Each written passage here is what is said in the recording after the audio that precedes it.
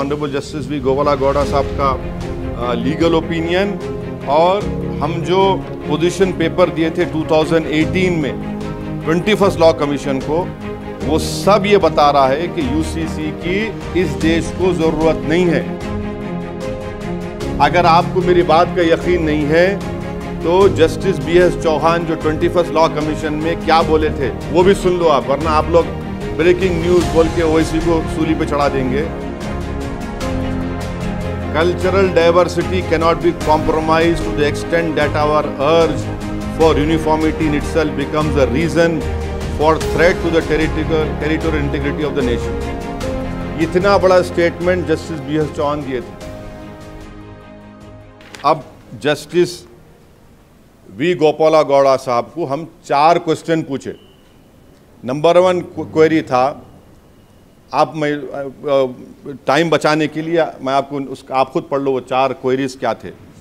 एक था, what is the scope of article 44 of constitution of India and whether the parliament in exercise legislative power under relevant entry number 5 of concurrent list of schedule 7 schedule of constitution can bring reforms of personal laws be justified though the state article as specific limit ambit.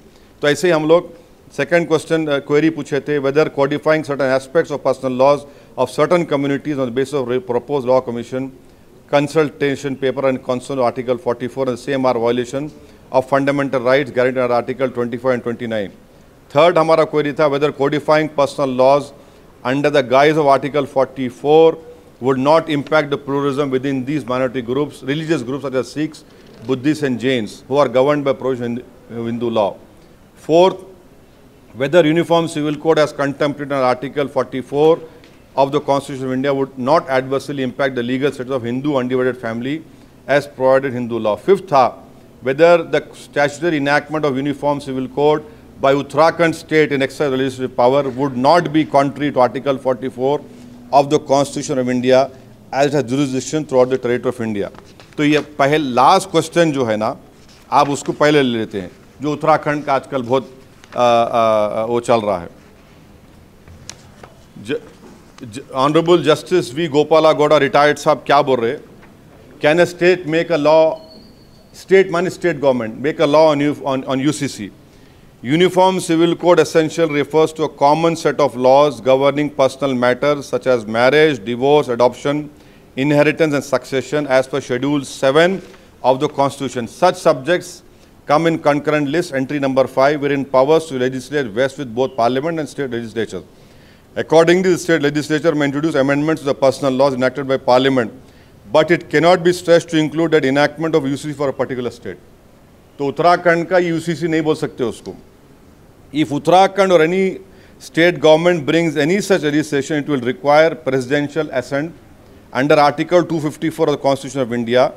UCC in Article 44 of the Constitution mandates UCC throughout the territory of India, which was confirmed by the then Law Minister in February 2022. This constitutional position is further confirmed by the manifestos released by political parties. For instance, UCC was a part of a manifesto of 2009 general elections, but was not specifically highlighted in the manifesto of the party of Uttarakhand Assembly elections. Therefore, I am of the view that Uttarakhand state government enacting the statutory enactment Uniform Civil Code is not sustainable in law. ये अब आपको जो 4 queries जो हम पूछे थे उसमें से इम्पॉर्टेंट मैं आपको बता देना चाह रहा हूं, जिसमें गोपालागौड़ा साहब वही बात बोले जो हम अपने नोट में दिए कि बाबा साहब अम्बेडकर क्या बोले थे आर्टिकल जब ये आर्टिकल 44 आर्टिकल 35 था, डिबेट हो रही थी। फिर उन्होंने ये भी उसमें लिखे अपने ओपिनियन में, Shri B.N. Rao, the constitutional advisor to the Constituent Assembly stated, directive principles are intended as moral precepts for the authorities of the state. They have at least an educative value. The great jurist Sir Ivor Jennings thought they were only pious aspirations. Here, Justice V. Gopalagowda said the idea to adopt one code for all personal laws was considered antagonistic to Article 19, that is at present Article 25. Secondly, उन्होंने ये भी बोले, several Article 15(1), 16, 25, 26 and 29 are embedded in the Constitution with clear intention to protect religious freedom and customary rights.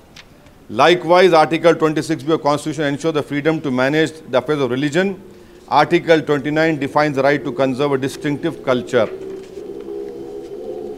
और important point जो honourable justice V गोपालागौड़ा साहब हमारे legal opinion में ये भी दिए,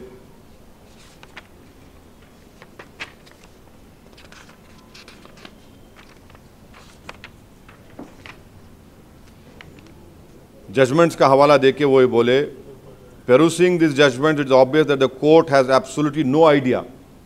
ये एक जज लिख रहा है, perusing these judgments it is obvious that the court has absolutely no idea what a UCC looks like and what such a court should do. In each case, it has been offered as a panacea for a particular issue with which the court was faced, as though the only problem with India's personal law is not their misogyny or obsolescence, but the lack of uniformity.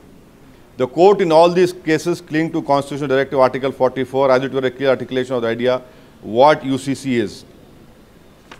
फिर justice गोपालागौड़ा साहब 371A, 371G का हवाला दिए, नागालैंड, मिजोरम का, और फिर अपने opinion में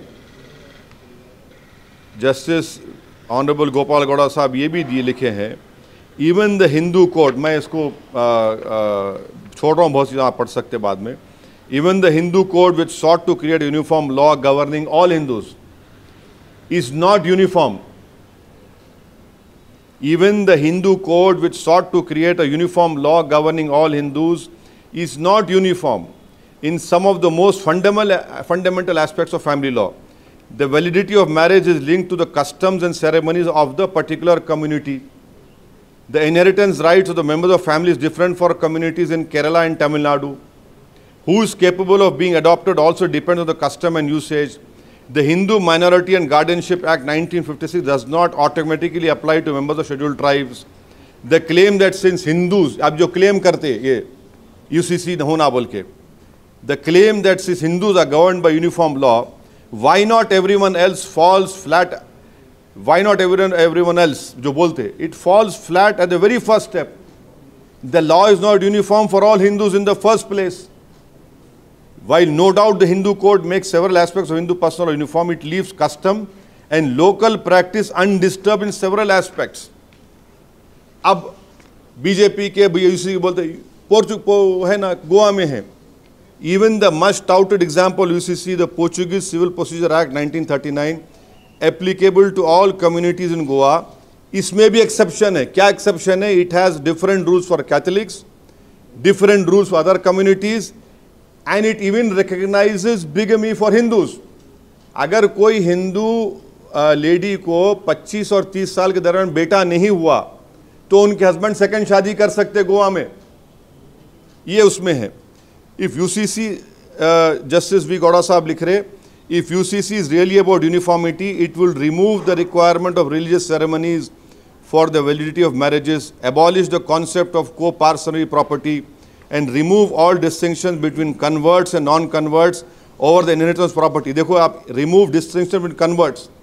हिंदू मैरिज लॉ में डिवोर्स का ग्राउंड है कि अगर के हस्बैंड एंड वाइफ कन्वर्ट हो गए, वो डिवोर्स का ग्राउंड है, डिवोर्स का ग्राउंड है वो भी. If uniformity in all respects is not desirable, then that is an acknowledgement of the folly of promoting UCC with understanding the specifics of what it entails. If the goal is to address inequities in personal law of different religions, such inequities must be addressed on their own terms instead of demanding adherence to UCC. Whether it is the courts, the Constituent Assembly, or even those who are proposing the UCC as a panacea to gender inequality in laws or national integrity, no one seems to have a clear conception of what a court would actually look like. तो ये